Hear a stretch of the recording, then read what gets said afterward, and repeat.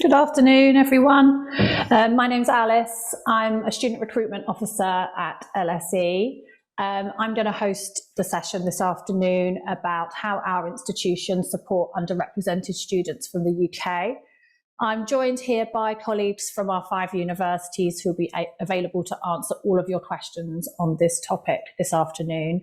If you do have any questions at all, please do submit them into the Q&A function at the bottom of the screen. But first, I'm just going to give a very brief overview about the work that we do with underrepresented students in the UK before our panel introduces themselves. So if we just move on to the next slide, please. So firstly, what do we mean by underrepresented? So this includes students from areas of low participation in higher education, with low household income, or low socioeconomic status. It includes Black, Asian and minority ethnic students, mature students, students with disabilities, students who are care experienced, carers, including student parents, students estranged from their families, students from gypsy and traveller communities, refugees, and children from military families. We just move on to the next slide, please. So there are various ways in which we support these students and those who are disadvantaged, both before they apply to our universities and once they've been admitted. And I'm just going to go through some of the ways in which we support students from these types of backgrounds now. Next slide. So firstly, each of our universities will have a student recruitment team, a widening participation or outreach team with members of staff dedicated to supporting prospective students and applicants from the UK. You'll find a variety of programmes, activities and events run by these teams targeting students specifically from these underrepresented groups, including summer schools, activities involving support offered by current students. They act as student ambassadors through mentoring, tutoring and shadowing schemes. We run subject-specific activities like Target Medicine, Pathways to Law, Pathways to Medicine, as well as various taster courses and lectures that prospective students can attend. We also run events and activities for specific groups of students. For example, UCL have a summer school for deaf and hard of hearing students, and LSE run an annual Black Achievement Conference. We all run regional events outside of London for prospective students, offer holders, teachers and advisors in these areas to encourage students to consider studying in London. And we run events for students after they apply to our universities and before they decide to accept our offers, like offer holder days and applicant days. And finally, we run events like this for teachers and advisors, as well as having detailed resources online to help you support your students with their applications to our universities. All of these activities have traditionally been in person, but following our transition to virtual activities during the pandemic, we are continuing with some forms of virtual activity alongside our in-person activities, giving students, offer holders and teachers the opportunity to access our events and resources wherever they are in the country. The next slide. So in terms of admissions to our institutions and how we consider applications from disadvantaged and underrepresented students in the UK, we do take into account the following contextual information when considering UCAS applications from UK students. So we look at the school and college performance, so how well a school performs in GCSE and A-levels in relation to other UK schools and colleges. If a student, school or college performs below the national average, this will be taken into account when considering their application. We look at an applicant's postcode and whether it falls into an area of low participation in higher education through POLAR or an area of deprivation through the index of multiple deprivation. We also look at individual circumstances that may have disrupted or adversely affected an applicant's education and achievement. We'll consider whether a student has been care experienced or whether they've participated in a widening participation or outreach programme at the institution. And there may be other information that is taken into consideration. And depending on the university and the programme applied for, this may result in a contextual offer, usually 1 or 2 grades lower than the usual standard offer. But this varies depending on the university. And then the next slide, please. So finally, in terms of financial support for underrepresented students, we may be able to offer support in the form of reimbursement for travel costs for prospective students and applicants attending on-campus events or activities. We offer a variety of bursaries and scholarships that are available once students apply to help them to study at one of our institutions and to afford to live in London. We're also aware of the importance of support for students once they enrol at our universities, and this support comes in the form of support for disabled students, like disability and wellbeing services. We have buddy and mentoring schemes with existing students, and we also have support for those students who may live at home and commute onto campus, helping them integrate into student life and meet other students without living in halls of residence. So this is just a snapshot of the support we offer for disadvantaged and underrepresented students at our universities. I'm now going to hand over to the panel. I'm just going to ask each representative to spend a couple of minutes introducing themselves, telling us more about their role and any outreach or access projects or activities they'd particularly like to mention in their work to support students from underrepresented backgrounds at their university. And once again, please do submit any questions that you have into the Q&A function, and then we'll take your questions. So first, I think the fairest way to do this is probably in alphabetical order. So if we start with Felicity from Imperial, please. So, yeah, hi everyone. My name is Felicity. I work for Imperial. I'm the Widening Participation Schools Liaison Officer. So I work within the outreach team at Imperial, but also closely with the recruitment team. So my role is mostly working with schools and travelling outside of London to meet students and teachers in schools outside of kind of the M25 and that traditional kind of catchment area of Imperial, and then specifically with widening participation students as well. In terms of specific widening participation initiatives at Imperial, so we're currently piloting our contextual admission schemes, which Alice touched on. At Imperial, they depend on what the subject the student is applying for, but they range from a guaranteed interview to a guaranteed offer, and then also a lowered offer for our School of Medicine as well. In terms of new initiatives that are kind of exciting and starting up, we have our STEM Futures program, which is specifically for Black students, and it's just started now, a cohort program with entry at both year 10 and year 12, and students who start in year 10 can stay on all the way into year 12. So it's a mix of a mentoring scheme, in-person sessions and online, with mentoring and then help with academic STEM-focused academic work, and then also help with accessing university and university applications. And then, like all universities and my colleagues, we have a wide range of summer schools, including the Sutton Trust summer schools and subject-specific ones, obviously focusing on STEM at Imperial. Thanks, everyone. Thank you. And now passing over to Kings, please. Good afternoon, everyone. My name's Jackie Majiko, and I'm a Widening Participation Officer at King's. I work in the Priority Groups team, and my remit is I administer our sanctuary scholarships for forced migrant students. I also deal with outreach work for Gypsy Roma traveller students, and we're just starting to put in place some support for young carers as well. That's a new thing that we're going to be concentrating on this year. In terms of our widening participation programs, generally, we have our K+ program, which is a 2-year program for years 11 and 12. And it's basically for the areas around London so that they can come onto campus at King's and they experience lectures from academics. It's kind of like a day in the life at university, and they do this several times throughout the 2 years, and they get taught about how to write their applications and career support. And it's that's our flagship program.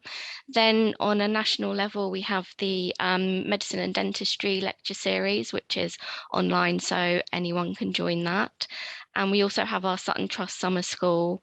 In K+, we're also starting to work a bit more with areas around Essex and Kent as well. So there's a bit more of an expansion to that as well. So those are the main things that we're working on at the moment. Thank you, Jackie. And then passing over to Becky at LSE, please. Hi everyone, thanks Alice. My name's Becky and I obviously work for LSE. I'm a widening participation officer and I've got a little sub team and myself and the two coordinators who work with me are in the process of launching new programmes for the next academic year, which is very exciting, but means I'm going to have to be relatively vague about what they entail at this point because they're still in development. But just to say, one of them is a programme that's going to be called LSE Thrive, and that's for students specifically, students of Black heritage who are based within an hour and a half of campus, and that will involve mentoring, campus visits, online enrichment as well. So that programme is launching for sort of applications opening in the autumn term, and then the actual programme will start in the January. So keep an eye out if you're interested in that and if that's applicable for your student body.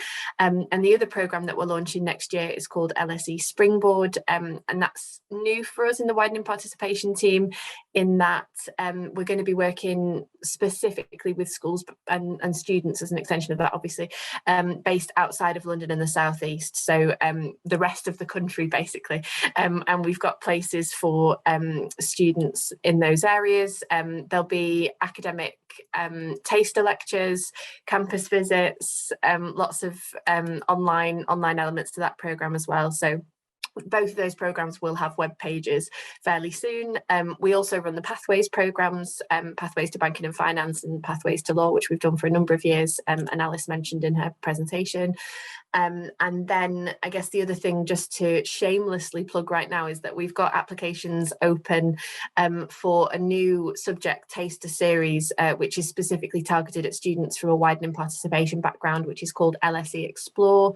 And we've got 6 subjects tasters that are taking place the first 2 weeks of June. So there's more information about that on the website, but they're sort of standalone 2.5-hour events, and applications are open for students to submit to that right now.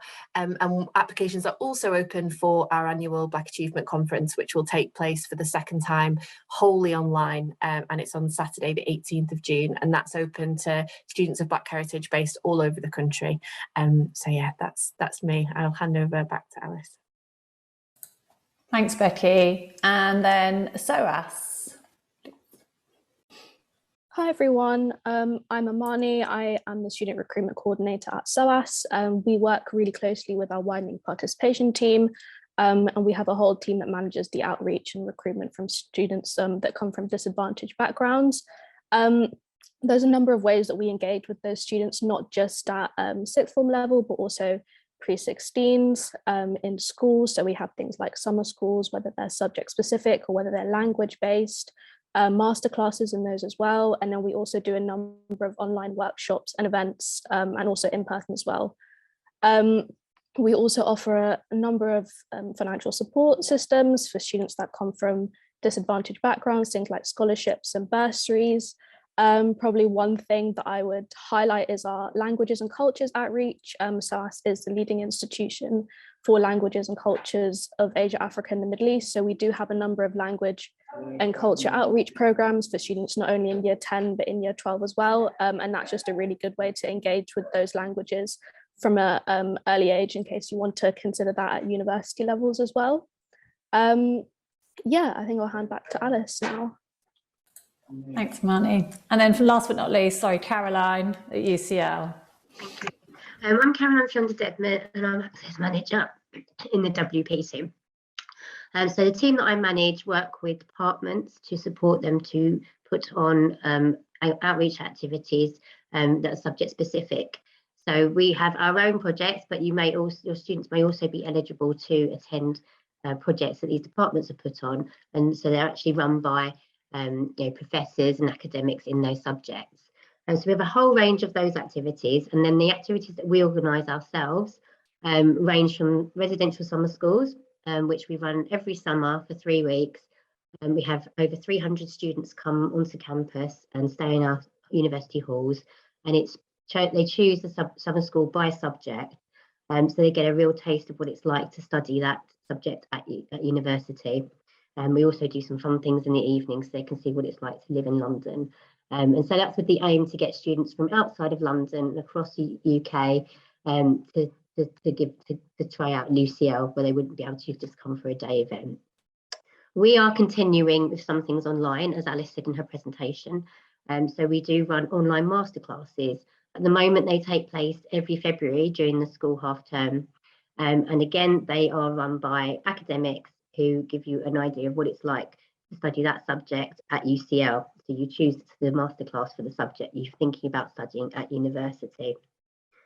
We also have a Discover UCL summer school, which again Alice mentioned, which is for deaf students. So we usually have around 15 students. It's a residential summer school where they come and stay on campus in the halls for a couple of days. We also have various raising attainment projects, working with students up to year 11. And they are usually working with a school for those raising attainment projects. We also have our Saturday School Horizons that's been going for over 10 years, and that's working with year 10 and 11 students. We have a bespoke medicine whole stream of WP activity, and comes under a target medicine title. If anyone's interested in medicine, that's a good project to get onto. We also have something that's coming up after Easter called UCL Choices.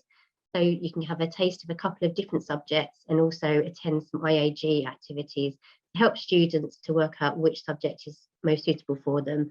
Again, this one's online to try and get that reach for students that aren't just in London and the South East. Something I wanted to highlight was our London Opportunities Scholarship as well. This is for students who have attended our summer schools and other long-term projects.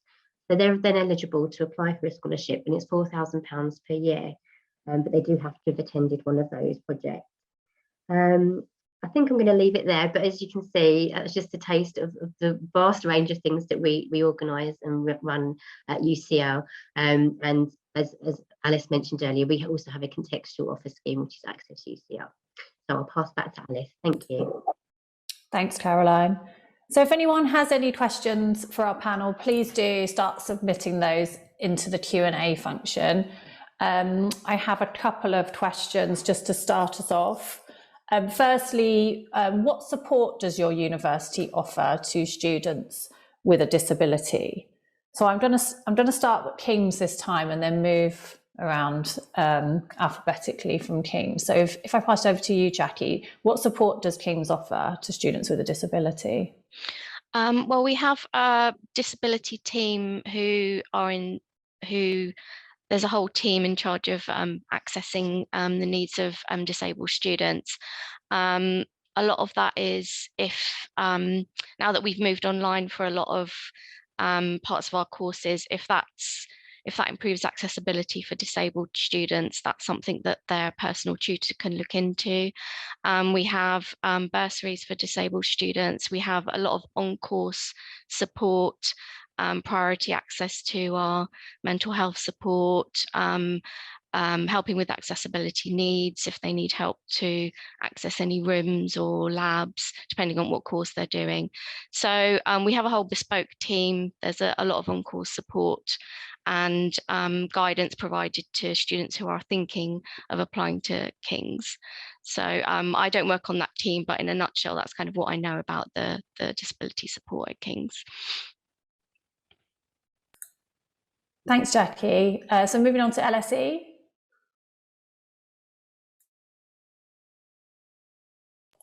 Sorry, I couldn't find the unmute. Yeah, so again, similarly, I should say that I don't work within the disability team, but we've obviously got the Disability and Wellbeing Service who work with current students to support them throughout their studies, and conducting needs assessments where required. Students can self-refer to those services, or if it's come about through conversations with advisors within the department, they can seek support in that way.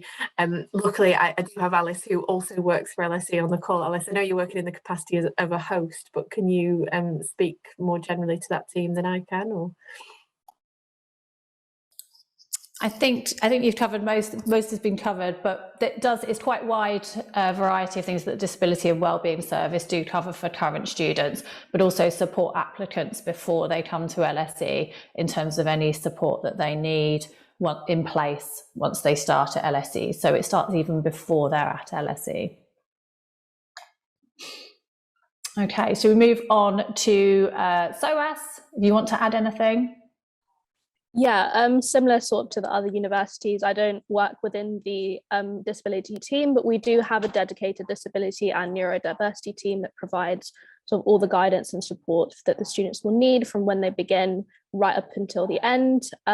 Things like helping them with finding accessible accommodation, making allowances for coursework and exams and things like that. And then we also have a dedicated student advice and wellbeing team who provide things like counselling for students that might have mental health and things that they're going through. So yeah, I can't speak hugely to what happens in the team because I don't work there, but in a nutshell, that is what they do.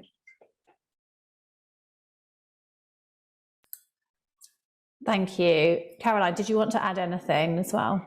Or Just Felicity? really just to echo what everybody said, we offer the same level of support as everybody. And again, we will find out before coming to UCL whether or not you might have any additional needs and talk to you about that, so everything's in place for you before you join. I think, like all my colleagues, very similar. The other thing I'd mention, and I'm sure it goes for kind of all our institutions as well, if anyone is applying for any of our summer schools or programs, we work with the Disability Advisory Service to make sure that like any additional needs or accommodations are met for them to be able to fully take part in all of the programs, and those accommodations are met too. Thank you. Becky, did you want to add something? Yeah, sorry, I think it's worth I just realised I think it's worth saying, obviously, given the audience that we're presenting this to, that I know previously we've had some issues where the students don't self-declare at the point of application as well, and how important that is, seen as you're close to those students. If you are aware that they have any barriers at the point of application, then just reassuring them really that it wouldn't sort of bias their application at all, and the only reason that those questions are asked and the information is asked to be volunteered is so that the universities that you're applying to can support the students through that application. So just to be cheerleaders really to your students, to encourage them to declare where they feel able to do so. Good point. Thank you, Becky. Okay, so I have a question here. I'm going to ask Felicity to answer this initially. Do underrepresented groups include women in STEM subjects? Is consideration given to gender, or is it ignored? So yeah, we do. We have a specific summer school, which is a Year 9 Girls in Engineering summer school. So it's Year 9 girls over the summer, designed specifically by some female academics. And it's to explore all different types of engineering, because we have specific engineering courses at Imperial. So there's 10 different ones. They get a chance to kind of explore them all and get a real understanding of both the world of engineering, but also like women in engineering. So yeah, it's run by some female academics who are really passionate about helping girls enter STEM in general, and specifically engineering for that one. Thank you. Would anyone else like to add anything that their institutions do?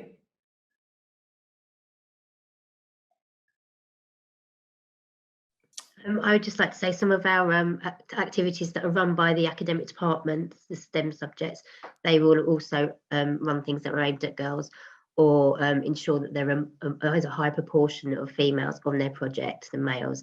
But traditionally for our WP activities, we always get lower number of males applying. So that's just something to bear in mind when we are allocating places. So quite often we're trying to look for a balance of males to female, 50-50.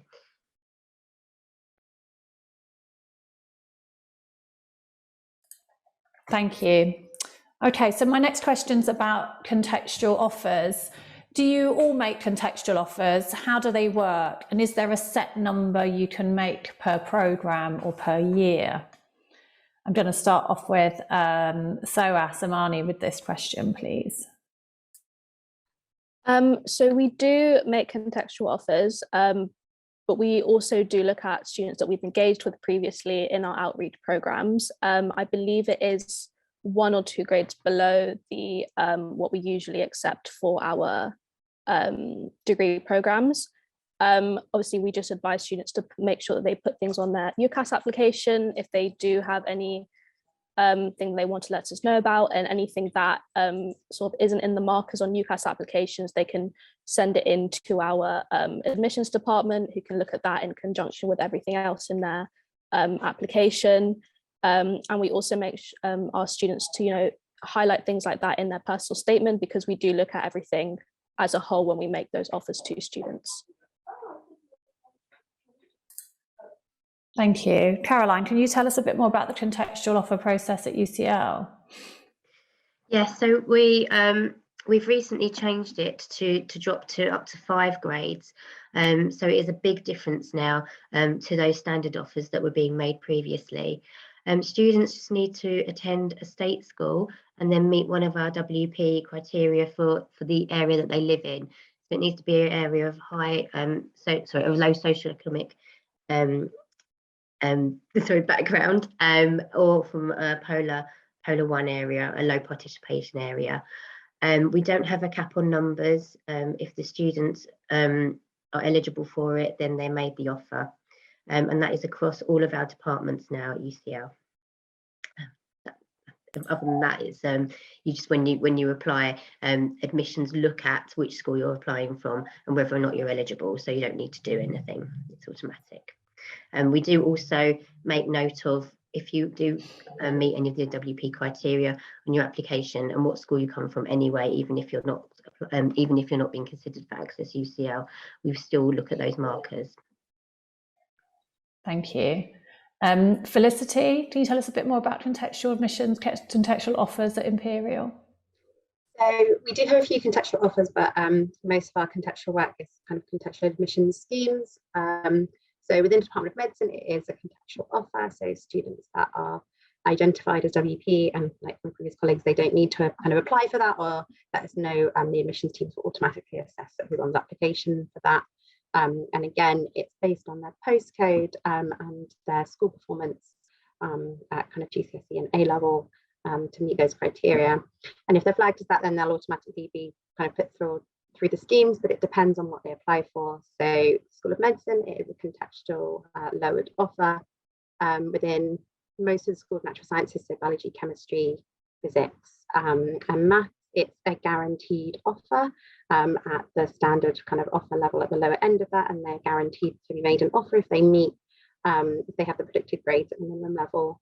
And then for the School of Engineering, they're guaranteed if they have those minimum predicted grades and interview for those courses. So it's slightly more confusing, but there is information on our website. Thank you, Felicity. Jackie, how does contextual offers work at King's? Yes, we do make contextual offers for all our undergraduate programmes except for medicine or dentistry, and that's because for medicine we offer the extended medical degree programme, and for dentistry the enhanced support dentistry programme. So those are specific to those courses, but for everything else, similar to everybody else, we look at the postcode where the student's living, what lived experience they have. So for instance, if they're care experienced and they meet all our criteria, then they will automatically get an offer which is 2 grades lower than the standard offer. We also look at other flags like estranged students, forced migrant, and soon to be young carers.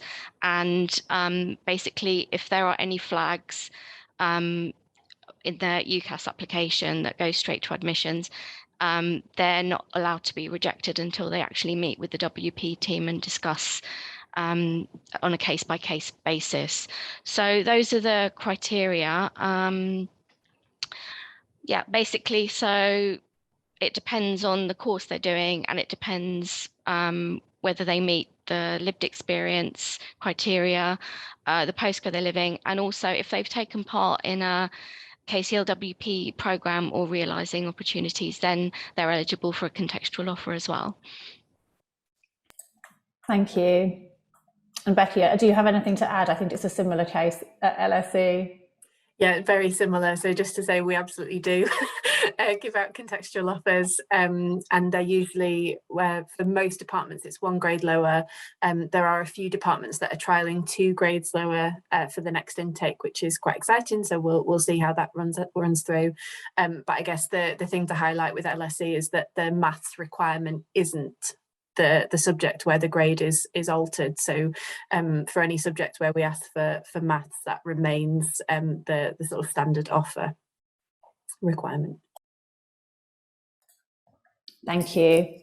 Okay, so the next question here, oh sorry Caroline, you've got something to say, sorry. Sorry, I just off the back of that, I should have said where a subject has a specific entry requirement of a certain grade, you do still require that. Thanks. Thank you. Okay, the next question I have is, do you have any quotas or targets for admissions for students from state schools? Can I start with you, Caroline, UCL, please? We don't have any set targets, but we do work to the APPs. So we do want to increase the number of students to apply, and then who make successful applications. So we don't have like a set. We need to get this many. We need to make this many applications. But we are working towards increasing it because we are aware that our numbers aren't where we want them to be at the moment. I think that's probably the case for most of us. Does anyone have anything additional to add? Just probably that I think we're all working to remove like gaps where certain groups are massively or underrepresented or over, like to make sure that those gaps are kind of removed. So yeah, it's not a quota or a specific number, it's more just that, like there's a more equal representation of groups across our student bodies, is fair to say. Thank you. Okay, so the next question I have is, how best can we prepare students from a non-selective school to recognise that they could get into and benefit from higher education at a world-renowned institution? Felicity, if I can ask you to start with this one, please. I think probably obviously the first step is just talking to them about the fact that the institutions exist and that there are teams working to make sure that there's fair and equal access for everybody. The fact that even when we are talking about underrepresented groups, I mean, almost all of us still, half of our students will be state school. I think I once had a student guess that there were like 90% of students at selective institutions would be from independent schools. So although the numbers are sometimes not where we want them to be, like Caroline said, they are often better than students themselves might think. And yeah, that there are lots of students like them. Encourage them to come if they're able to any open days. We will have our current students around and they can speak to them and kind of get a feel of, yeah, the communities that they can join.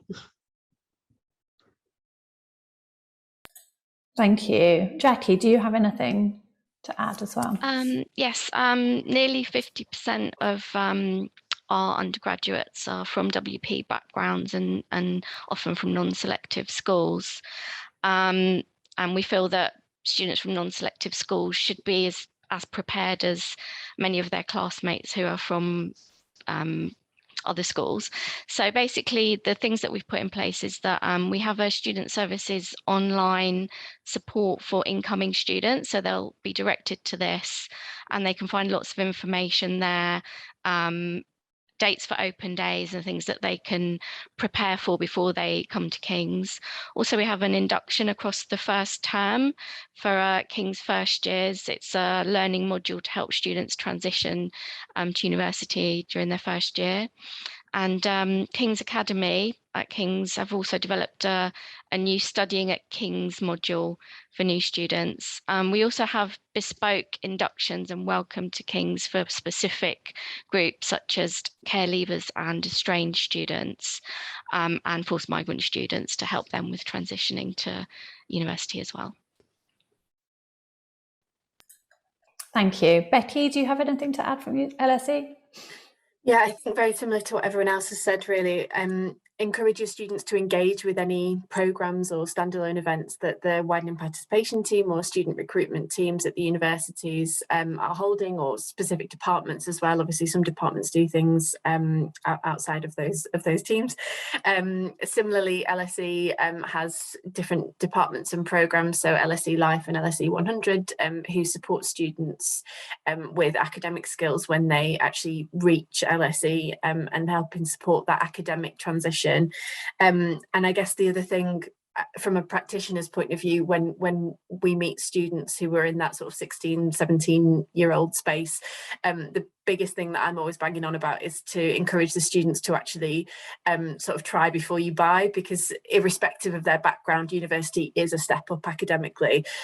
So supercurricular engagement, which is a term that I think is still in vogue, but asking students to engage with sort of mass open online courses, so that they can try, see what higher education study is like, and make sure that they're making an informed choice about their course of study as well, because it's can be tricky to transition and then end up in a course that you didn't think was what it was actually when you start. So yeah, and do some reading, watching documentaries, all those kinds of things, just to try and ease that academic transition as well, so that you don't feel so much like a fish out of water when you do enter our environments, I guess. Thank you. Amani, SOAS? Yeah, I think just echoing what everyone else has said, probably the most beneficial thing is to come to things like open days, taster days, going to online masterclasses or anything that's offered by the university, just to get a flavour of what there is on offer. Because, like as everyone said, university is quite a step up from school. And I mean, there are lots of ways in which the university can help students, from things like how to write essays, how to do readings, things like that. There are lots of things in place that the university offers. And yeah, just encouraging them to come to things like open days. We have dedicated outreach student ambassadors who students can talk to at these open days. We can give them more of an insight. I think from a student's perspective, it is a lot more beneficial for these students to see what university is like for them. Thank you. And Caroline, do you have anything else to add? So I would echo what everyone said. In addition to that, we've at UCL, we've created an online module called UCL Study Prep, and it's available to all students in year 13, regardless of where you go to school. And it's to try and improve some of your skills, and try and sort of put your mind at rest about coming to university. And it takes about 4 hours to complete. But if you just go to the UCL website and put UCL Study Prep, you can see the link there, and you can just sign up to do that. And with the feedback we've had is that it has been really useful to give them a bit of an insight into what kind of studying they're going to be doing and how it differs from being at school. Thank you. Okay, so the next question I have is about our activities and what age groups do we work with? Do you work with any younger age groups? I'm going to start with King's. So Jackie, do you work with any younger age groups at King's? Yes, we work with all age groups, really. Basically, we have, we have our King's Scholars program, which is ranging from, I think sorry, I've got it written here somewhere. I don't work with the younger age groups myself, so I have to look up here we go. Right, so we've got On Your Marks, which is a program for Key Stage 2 teaching, so from that young. Then we've got Game Plan, which is a gamified learning website, which is also used in schools. We also currently work in partnership with the Brilliant Club to provide additional tutoring specifically for Gypsy Roma Traveller students, and that is across all age groups. So they've been asked to find schools who have Gypsy Roma Traveller pupils, and they will get extra tutoring regardless of what age they are and what year they are in school. We have a pre-16 team who are dedicated to working with younger years, and a post-16 team which is basically K+, which works in the the latter 2 years just before university. So all age ranges is the answer, and there are lots of different schemes, some of which are purely online, so they can be national, and others that we work with schools which are local, and we have members of our team going into schools, working with teachers, telling them all about university life and raising aspirations that way. So yeah, all age groups at King's. Thank you. Becky, at LSE, can you talk a bit more about the different age groups that we worked with as well? Yeah, so predominantly, certainly the programmes that are coming online next year, the ones that I referred to at the beginning of the call, and then pathways, they sit in what the jargon that we use, this post-16 space. So as we work with students who are above the age of 16. Having said that, we do have partnerships with 2 local schools in London where we work with year 10 students on GCSE attainment raising programmes, which provides tutoring, and we also are a partner with InterUniversity, so we co-fund their Brent Centre. So it's not the kind of relationship and I guess the kind of engagement that Jackie articulated for King's, where it's very sort of direct hands-on programmes with those younger year groups. Certainly not primary aged for us, but we do work sort of across the gamut, if you like, just slightly differently with our engagement with InterUniversity. Thank you. And at SOAS, which age groups do you work with? Yeah, similar to everyone else, we work with, I'd say, mainly post-16, but we do offer things for year 9s to year 13. So we do have a range of things from taster days or language tasters, and we also offer mentoring schemes for students from year 9 to year 13. So students that are currently at university can offer mentoring to those ages. And then we also do have things that we offer for mature students, for those who are 21 plus and starting their first undergraduate degree. Obviously, we understand that it can be quite different for those students, so we do offer things for them as well, especially things like mentoring for students that are starting their education again. But yeah, I'd say mainly post-16, but we do offer those year 9 upwards. Thank you. Caroline, UCL. So we have we have 3 teams in our Access and Wider Participation team. So the team that I manage, it works with year 12s, but then we have another team that works with the younger students, and so they do offer a whole range of activities. So I'll just talk about a couple of them. So we've got UCL Scholars, which is an online literacy program, and that's for students in year 9, so literacy skills.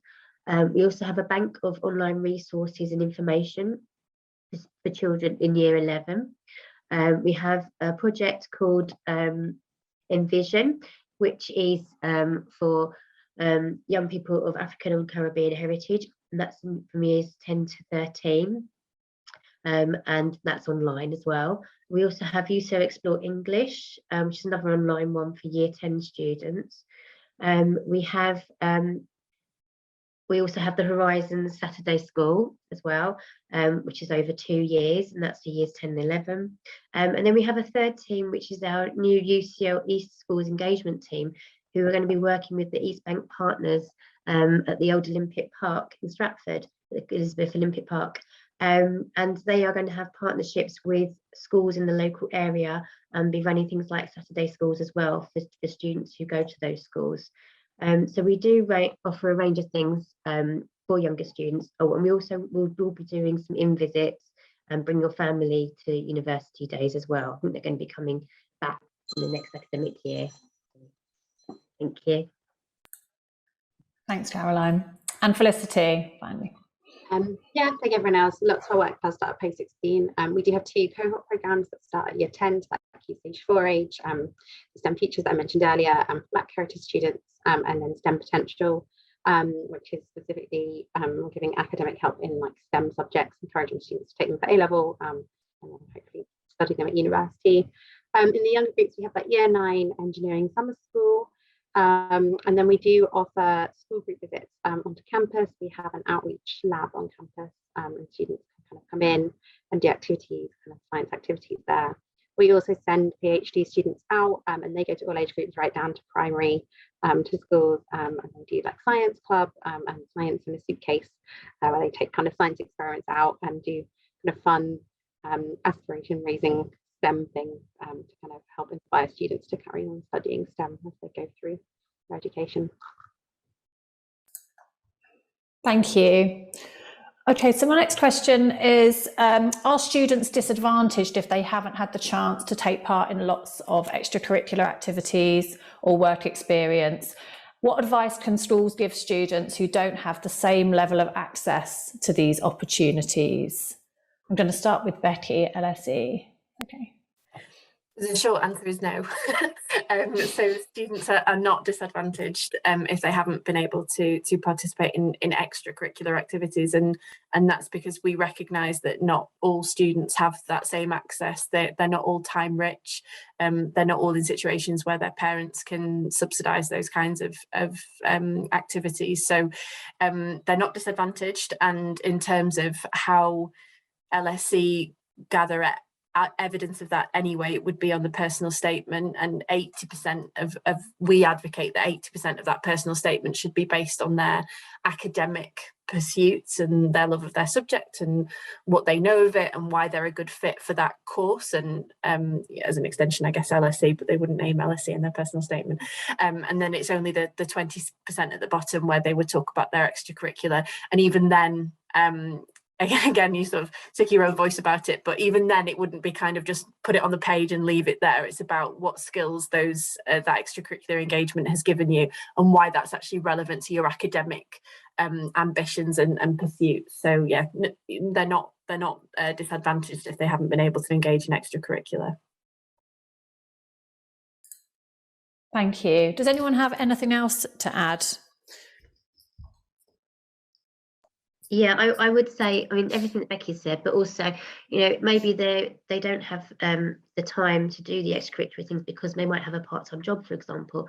So it's thinking about the things that they do and what skills and experience they've got from those experience and the way that they're spending their time. So even though it might not be the traditional kind of work experience, you know, at whatever kind of industry it is that you want to go into, you know, what if they're working at the moment, what does that mean that they've been able to develop over that time? What skills and experience? So that it's everything is very valuable if they can pull out the right pieces of information to help to support their application.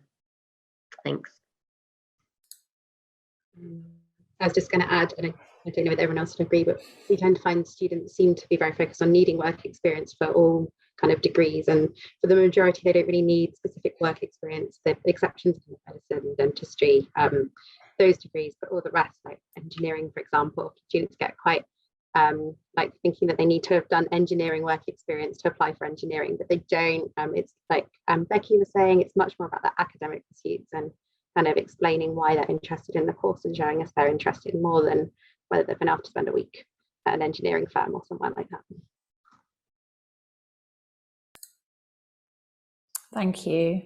So next question, is there any funding available to help students attend your events on campus? I'm going to start with SOAS, if that's okay. Unfortunately, I don't exactly know because I don't work in the widening participation team. That is probably something that I will have to follow up on to get back to anyone that might be interested, but unfortunately I don't know the exact specifics as to whether we do offer things like that. Thank you. Does anyone else want to talk? I can say from LSE's perspective, we have a travel fund, an LSE travel fund for students attending our on-campus open days, offer holder days, and student shadowing when that starts up again, and we contribute towards travel costs for eligible students in the UK who are living a certain distance away from the campus. Are there any other institutions that want to add anything? Or Becky, did you want to say something? I was just going to say that in terms of our actual programmes as well, we cover all the travel costs for students who are on our programmes. So just in case that you know, that's a point as well, I guess, when they're actually on our WP programmes, they won't incur any travel costs for that participation. I was going to say the same thing as Becky. Travel is always included. We don't want to to create any barriers at all for students to come to any of our activities. Yeah, I just wanted to add the same for King's, that the travel fund will cover any travel costs from students who are participating on our WP programs. And also for the Sutton Trust Summer School that we run, that's a national program. So students from anywhere in the UK are eligible to attend that, and travel costs will be covered. Yeah, just to echo everyone else, anyone, especially anyone travelling outside London, those kind of summer schools, travel is always covered, and for students within inside London, travel is covered at request. So if anyone needs their travel covered, we will always cover it. So maybe sometimes it's not always advertised well. I think no, some institutions do, but some don't, and it's on a case by case kind of if it's requested. So it may be worth highlighting that to students and saying if they want to attend something and the reason they can't attend at a university is due to travel costs, it's always worth sending an email, because there normally is pots of money around that can fund it. So yeah. Thanks all. Okay, so I think this is coming up to the last couple of questions. Are students who have participated in one of your WP widening participation projects or activities more likely to receive an offer at your university? Can I start with Felicity, please? There we go. So we don't kind of have a formal scheme in the same way as those contextual offer schemes for participants. However, anyone who participates in one of our schemes, they are flagged to the admissions team, so they know that they have been a participant on one of our WP schemes. So that is taken into account. All of our students' applications are kind of viewed as a whole, and the admissions teams make sure that they're looking at them as a kind of whole picture, and that is taken into account as well. So if they've been a participant on one of our schemes, that is known by the admissions team and included in the decision. Thanks, Felicity. Is it the same at King's, Jackie? Yes, anyone who participates in any of our WP schemes will be eligible for a contextual admission. So our admissions department will have to liaise with the WP team before any decision is made on their application. So yeah, they are more likely to be offered a place because of that. And Becky? Yes, the same. So currently on the website, I think it says some of our sort of older programs that are now retired and pathways. And actually I don't know if this is the same at the other universities on this call, but any students who've participated in any pathways Sutton Trust programs are eligible for a contextual offer at LSE. So it's not just, they don't have to have been on our pathways programs. And yeah, hopefully, this isn't confirmed yet, but hopefully the new programs that are coming online will also be wrapped up into that additional consideration for a contextual offer for our other WP programs that are yet to launch. Thanks. And Caroline and Amani, UCL and SOAS, do you have anything additional to add to that? So they wouldn't have an advantage. However, it's extremely likely that they would be eligible for Access UCL if they were eligible for one of our activities where they've applied individually. So they would. It's very likely they'd be eligible for a contextual offer.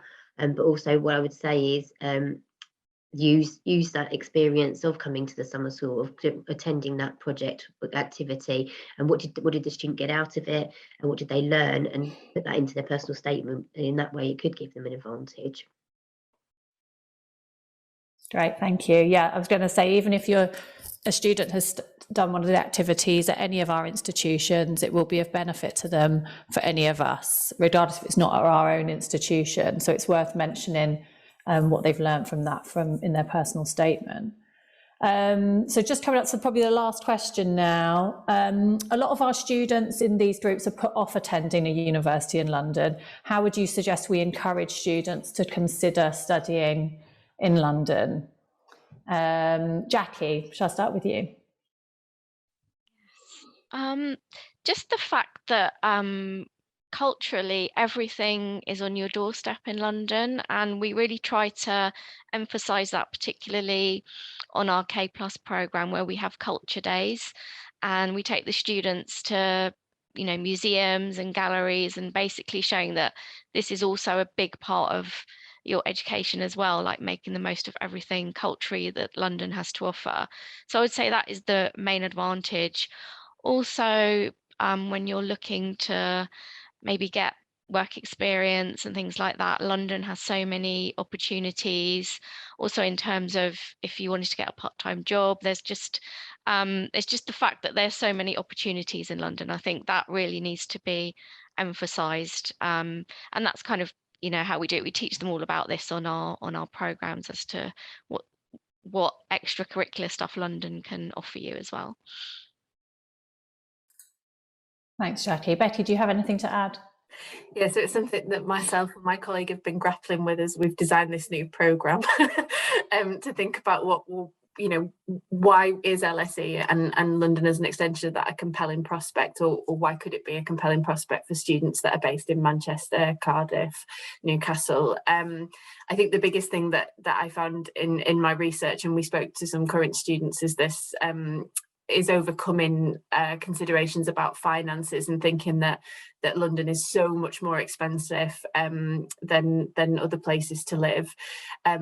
Our response to that, I guess, is to talk about the LSE bursary, which LSE has a great financial package available for students who come to the university. So we will certainly be framing that when we work with students on the new Springboard programme next year.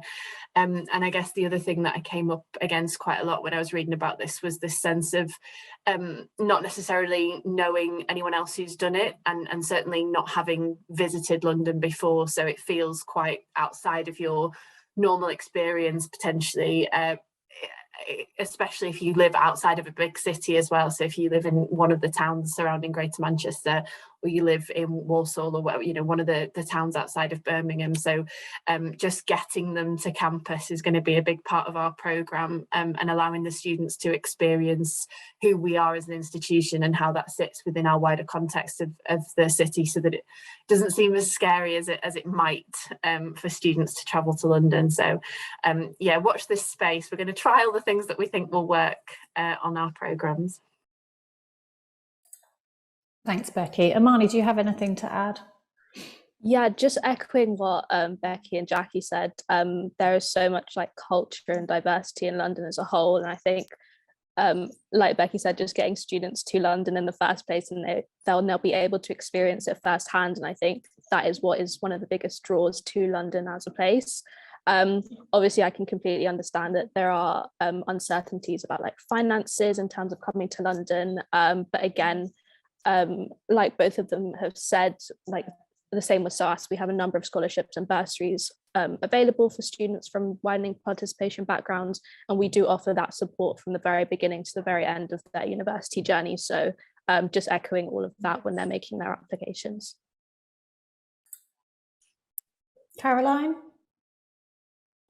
I think the same as everyone said, but only to add, just as advisors and counsellors, if you could just emphasise the added value of studying in London, where everything is on your doorstep, whatever you're interested in, whatever industry you want to go in, it's extremely likely it will be right by the university that you're studying at, or very easy and accessible for you to get to learn more about it, and maybe even get experience or just immerse yourself in that area.